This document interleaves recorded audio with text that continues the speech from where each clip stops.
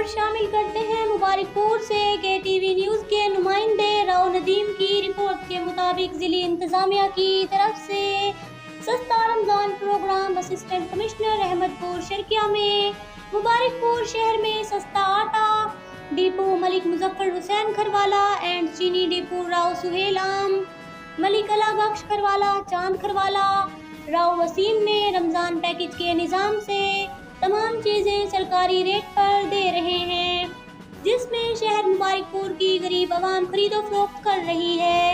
मजीद जानते हैं राव नदीम से। जी राव नदीम, जैसे आपको पता है कि बाहर आटा 550 रुपये का 10 किलो सेल किया जा रहा है और रमज़ान बाज़ार में वही आटा 450 रुपये का सेल किया जा रहा है। इसलिए हम आवाम से पूछते हैं कि आपको आटा मिल रहा है इस रेट पर क्या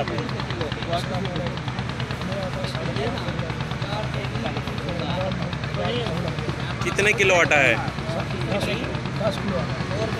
10 किलो का आटा 450 रुपये का।